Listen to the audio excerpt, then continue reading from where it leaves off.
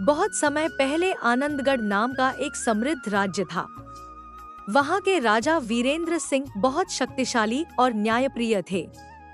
उनके महल में सोने चांदी की चमक थी, बड़े बड़े बाग थे और दूर दूर तक उनका नाम सम्मान से लिया जाता था। राजा की एक ही बेटी थी, राजकुमारी अनन्या। राजकुमारी जितनी सुंदर थी, उतनी ही दयालु भी। उसकी आंखों में करुणा थी और दिल में लोगों के लिए प्यार। लेकिन महल की दीवारों के भीतर रहते रहते वह अक्सर सोचती थी कि महल के बाहर लोगों की जिंदगी कैसी होती होगी। उसी राज्य के एक छोटे से गांव में एक गरीब लड़का रहता था, अमन। अमन अपनी बूढ़ी माँ के साथ मिट्टी के छोटे से घर में रहता था। उसके पिता का देहांत कई साल पहले हो चुका था। वह जंगल से लकड़ियां लाता, खेतों में मजदूरी करता और अपनी माँ का सहारा था। गरीबी थी, लेकिन उसके चेहरे पर हमेशा मुस्कान रहती थी। गांव के लोग उसकी ईमानदारी और मदद करने वाले स्वभाव के कारण उसे बहुत मानते थे। एक दिन राजकुमारी अनन्या साधारण कपड़े पहनकर महल से बाहर गांव घूमने निकली।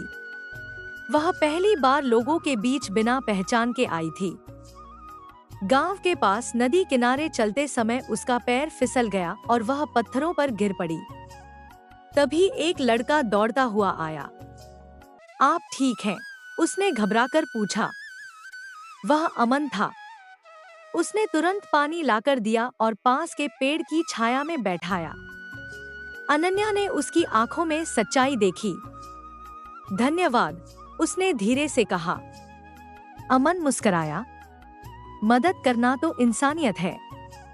यह बात अनन्या के दिल को छू गई। अब अनन्या अक्सर गांव आने लगी। वह कभी मंदिर के पास अमन से मिलती, कभी नदी किनारे, कभी खेतों के रास्ते। दोनों घंटों बातें करते। अमन कहता, मैं चाहता हूँ कि मेरी माँ को कभी दुख न मिले।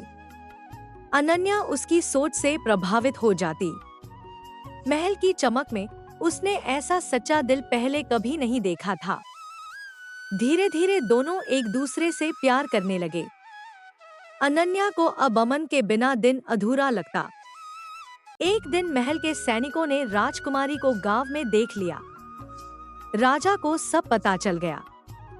उन्होंने क्रोध में कहा, एक गरीब लड़के से हमारी बेटी का रिश्ता कभी नहीं हो सकता। राजकुमारी रोते हुए बोली, पिताजी, वह गरीब जरूर है, लेकिन बहुत अच्छा इंसान है।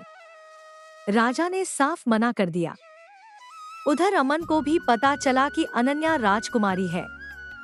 वह हैरान रह गया, लेकिन उसका प्यार कम नहीं हुआ।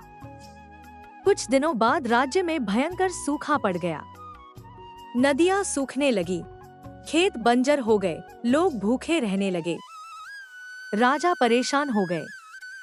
दरबार में बड़े बड़े मंत्री समाधान नहीं ढूंढ पाए। तभी अमन गांव वालों के साथ दरबार पहुंचा। उसने कहा, महाराज, पहाड़ के पीछे एक पुरानी झील है। अगर वहां से नहर बनवा दी जाए तो पूरा राज्य बच सकता है। मंत्री हंसने लगे। एक गरीब लड़का हमें राज्य चलाना सिखाएगा? लेकिन अमन ने हार नहीं मानी। उसने खुद गांव वालों को साथ लिया और दिन रात मेहनत करके नहर बनानी शुरू कर दी। कई दिनों की मेहनत के बाद झील का पानी खेतों तक पहुंच गया। पूरा राज्य फिर से हरा भरा हो गया। लोगों की जान बच गई। राजा ने अपनी आंखों से देखा कि जहां उनके मंत्री असफल हो गए, वहां एक गरीब लड़के ने पूरे राज्य को बचा लिया। एक रात राजकुमारी अनन्या बहुत बीमार पड़ गई। वह खाना पीना छोड़ चुकी थी।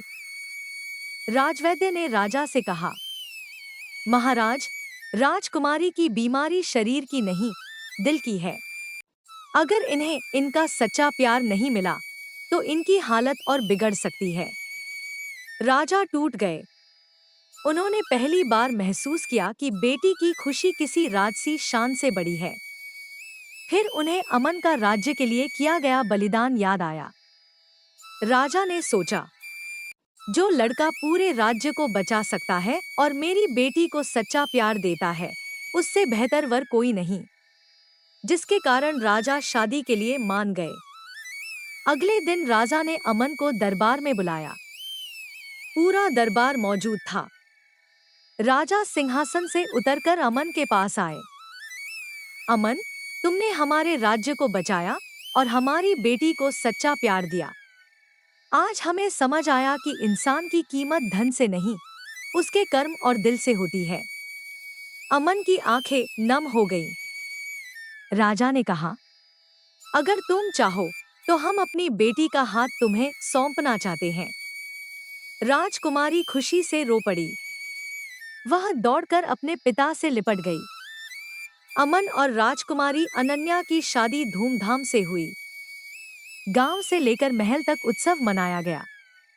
अमन ने शादी के बाद भी अपनी सादगी नहीं छोड़ी। वह गरीबों की मदद करता और गांव वालों के लिए स्कूल व कुएं बनवाता। राजकुमारी उस